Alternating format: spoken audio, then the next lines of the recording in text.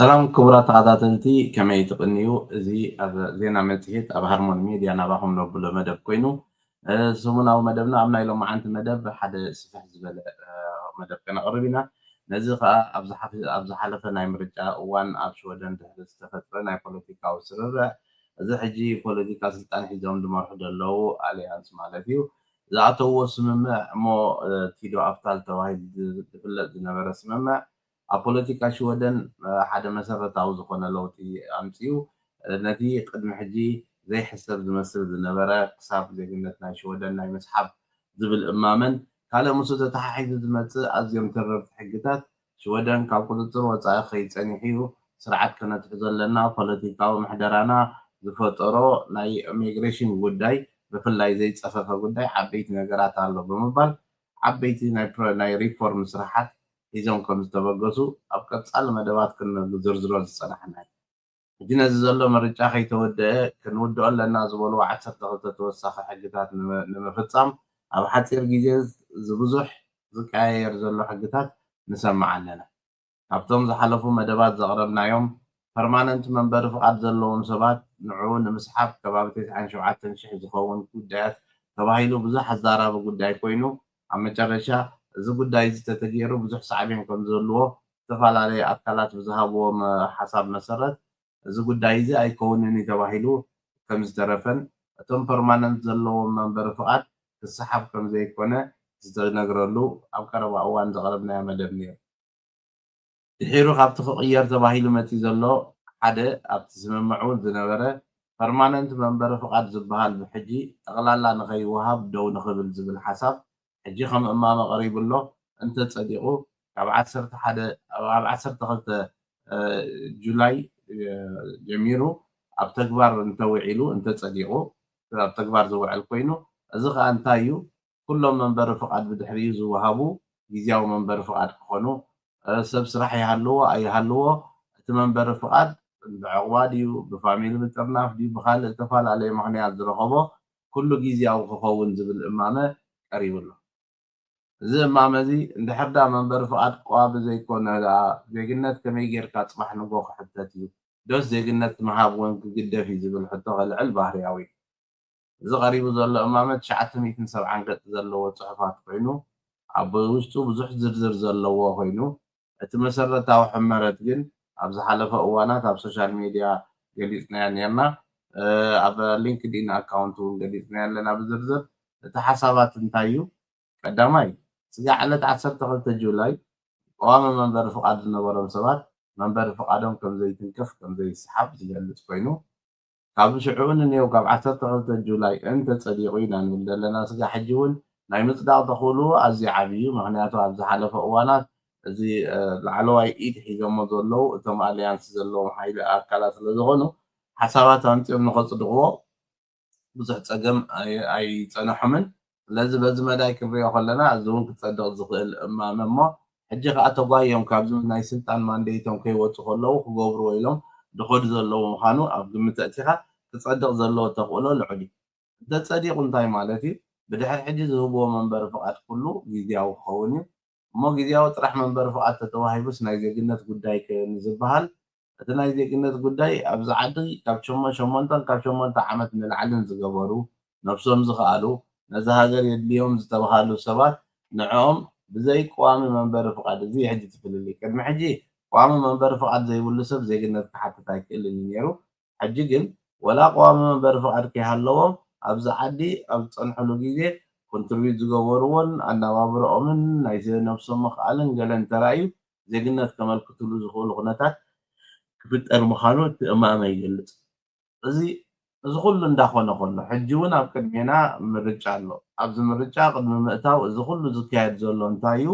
እቲ ዝፍጠር ዘሎ ናብ የማናዊ ዝኸደ ስምዒት ወፃእተኛታት ምፅላእ ኩሉ ነገራት ናብ ወፃእተኛታት ምስባብ ገለ እዚ ብስነ ስርዓት እንዳተሰርሓሉ ንነዊሕ ስለ ዝመፀ ናይቲ ሃገር ካብ ቀጥዒ ምውፃእ ናይቲ ሃገር ካብ ስርዓት ምውፃእ ምስ ብዝሒ ስደተኛታት ዘምፅዎ ጌርካ ናይ ምውሳድ ነገር ይኸይድ ነይሩ ስለዚ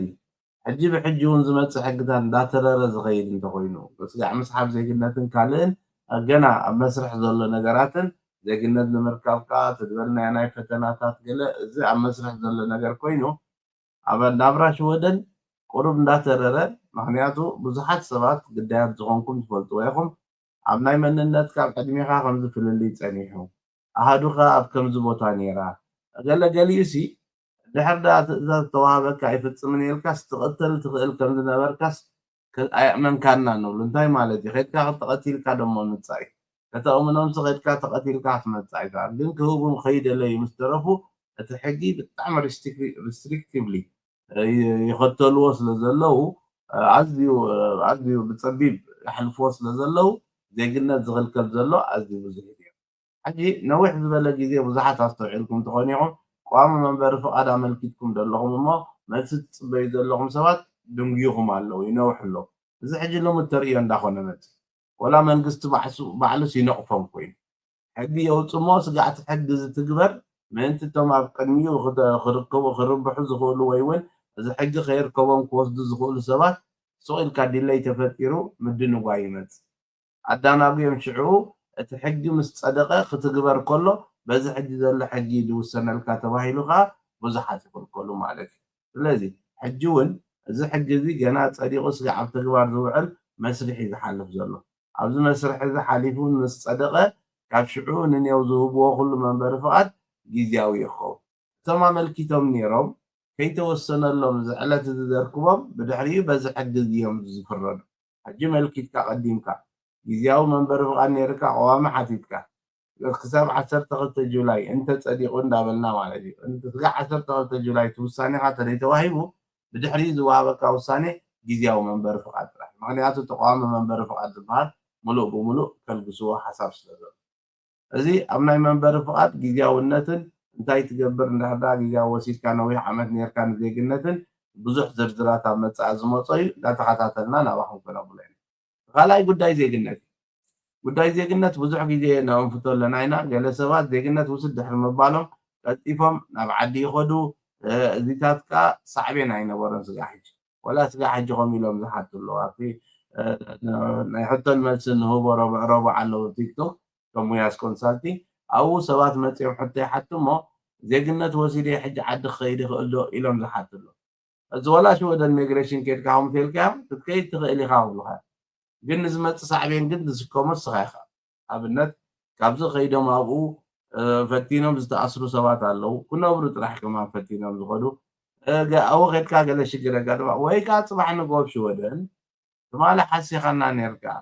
ዓደይ ክኸይድ ኣይክእልን ኢልካና ዝተዋህበካ ዜግነት ውዝድ መሰበልካ ግን ንዓድኻ ከይድካ ስለዚ እቲ ዝበልካና ልክዕ ኣይነበረን ክብሉኻ እንተጀሚሮም ሽዑ ንድሕሪት ከድካ ተጣዒስካ ትኽእል የለ ስለዚ እንታይ እዩ ሓደ ሸነኽ ዝሪኦ ንነዊሕ እዋን ነቲ ናይ ዕቑባን ምስ ዕቑባ ተተሓሒዙ ዝመፅእ ሲስተምን ማኒፕሌት ዝገብርዎ ሰባት ብዙሓት ነይሮም ነዚ እዚ ሕጂ ዝመፅእ ዘሎ ሕግታት ገደብ ክገብረሉ ይኽእል እዩ ሳዕቤን ፅባሕ ንጎ ኣብ ጥፉእ ነገር መሊስካ ሽዑ እንድሕር ዳ ኮይልካ ወላ ሓንቲ ክትገብሮ ትኽእል ነገር ኣዝዮም ብዙሓት ሰባት ብመንፀልቲ ናይ ምስሓብ ምክንያታት ትርእይዎ ኣለኹ ቀደም ዝነበረካ ፓስፖርት ኣይነገርካናን ሕጂ ምፂኻዮ ስለዚ ሓሲኻና ነርካ ክንስሕቦ ኢና ፍቓድካ ቀደም ዝበልካናን ሕጂ ዝበልካናን በበይኒ እዩ ሓበሬታ ከምዚ መፂና እዚ እንታይ ኢኻ ትብል እቶም ናይ መንፀልቲ ምክንያታት ዝመፁ ዘለው ኣብ ዝሓለፈ መደቡን ኣብዞም ዘርአናኩም ኦተርካለል ሰኢንሄድ ዝበሃል ተፈጢሩ ሜግራ ከም ትፈልገት ኣብ ሓደ ዓመት 13900 መንበሪ ፍቓዳት ይስሒቡ እንታይ ማለት እዩ ኣዝዩ ብዙሕ እዩ እዚ ኣብቲ ኦተርካለል ሰኢንሄድ ኢልኩም መፅሓፉ ኣብ ጉግል ክትርእይዎ ይኹን ኣብኡ ክወስደኩም እዩ ብኸመይ ከም ዝስሕብዎ ከዓ ኣብኡ ተዘርዚሩሉ ሓበሬታ ሓሶት ዝኾነ ዝሃቡና ሓድሽ ሓበሬታ እንተረኺብና ገለ ዝብል ሕጂ እዚ ኩሉ ዝኸይድ ዘሎ ምስኡ ማዕረ ማዕረ እዩ እቲ ካልእ እውን ከም ስትራቴጂ ይሰርሕሉ ኣለዉ ኢለ ሎሚ ኣብ ሕቶ ምልክት ዘእትዎ እንታይ እዩ መንእሰያት ንኣሽቱ ሴክስ ክትገዝኡ ፈቲንኩም ብገንዘብ ተባሂሎም ዝኽሰሱ ደለው በዚሕ እዩ እንታይ ማለት እዩ ደቂ ኣንስትዮ ኮይነን ይቆፅሮም ስእሊ ሰዳሎም ኣብ ሆቴል ቆፅሮም ኣብኡ ምስ ከዱ ፖሊስ ኣብኡ ፀኒሖም ይሕዝዎም ስለዚ ብገንዘብ ሴክስ ክትገዝእ ፈቲንካ ተባሂሉ ክሲ ምስረቶም ናብ ሕጊ ይኸይድ እዚታት ንዜግነት ዘኸልክል ነገር ኮይኑ እስኻ ኣብቲ ሚስቴክ ሬጅስተር ተመዝጊብካ ስለ ዘለካ እሱ ስጋዕ ዝውዳእ ጉዳይ ዜግነትካ ደው ይበል ይበሃል ካብኡ ከዓ መቕፃዕቲ ወሃቦ መቕፃዕቲ ምስ ተዋሃብካ ዜግነት ኩሉ ዜግነት ክኸልክል ዝኽእል ነገራት ملء بملء يتግበር ኣሎ ሕጂ ማዕረ ማዕሪጉ ከዓ ሸለልትነት ከዓ በዝሕ ኣሎ ኣድራሻኻ ካልእ ገዛኻ ካልእ ዝኾነ ሰብ ደጋጊምና ንብሎ ዘለና ይመፅእ ስለ ዘለዎ እዮም ብዙሓት ሰባት ከምዚ ግዳይ ኮይኑ ኣድራሻኻ ካልእ ገዛኻ ካልእ ምዃን ገበን ኮይኑ ኣሎ ገበን ኮይኑ እንተሎ ምጥንቃቕ ከተድሊ እያ ምክንያቱ እንዳረኣኻ ገበን ኣይግበርን ኣብኡ ቅድሚ ሕጂ ገበን ዘይነበረ ነገር ብምዃኑ ሱቕ ኢልካ ትኸይድ ነርካ ሕጂ ግን ገበን ኮይኑ እዩ ንኩላትካ ሽግር እዩ ነቲ ገዛ ኣድራሻ ዝሃበ ሰብ ኣብቲ ገዛ ዘይነብር ሰብ ምስኡ እንዳነበረ ዘይነገረ ክበሃል እዩ እቲ ድራሽኡ ብኡ ኮይኑ ገዝኡ ካልእ ከመይ ገይሮም ፈልጡ ገዛ ገዛ መፂኦም ይኩሕኩሑ ኣለዉ ኳዕኩሖም መነመን ነነብሩ ዝብሉ ኣለዉ ስፖንጋ ሽንስታ ሪንክቢ ገለ ማልያ ደይብሉ እዩ እስካ ትበርከት ምስ ፖሊስ ምስ ጋዜጠኛታት ኮይኖም እንዳዞሩ ዝገብርዎ ዘሎ ስለዚ ካብ ሕጊ ወፃኢ ተባሂሉ እዚ ንምንታይ እሞ ካብ ሕጊ ወፃኢ ይብሉ እንታይ ከ ክግበር ይከኣል ንዝብልካ ወፂኻ ናብ ሲስተም ምምላስ ባዕሎም ኣብ ዝኾነ ቦታ ይውሰዱኻ ካብኡ ኣብኡ ፅኒሖም ካልእ ኣማራፂ ስጋዕ ዝፈጥሩልካ ኣብ ትሕቲኦም ምፅናሕ እውን ይሓይሽ በዓል ሰንበዴት ስለዚ እዚ ናይ ሎማዓንቲ መደብና ሙሉእ ብምሉእ ነቲ ዝምዕብል ዘሎ ናይ ኢሚግሬሽን ሪስትሪክቲቭ ዝኾነ ኣገባብ ኣሰራርሓታት ቀዳማይ ደቀቕቲ ዝመስሉ ግን ከዓ ብዙዓበ ሳዕብየን ዘለዎም ጌጋታት ይንፀባረቑ ኣብ ኢሚግሬሽን ጉዳይ ኣብ ናይ ዕድመ ዝተዋቅዐ ኣብ ገለ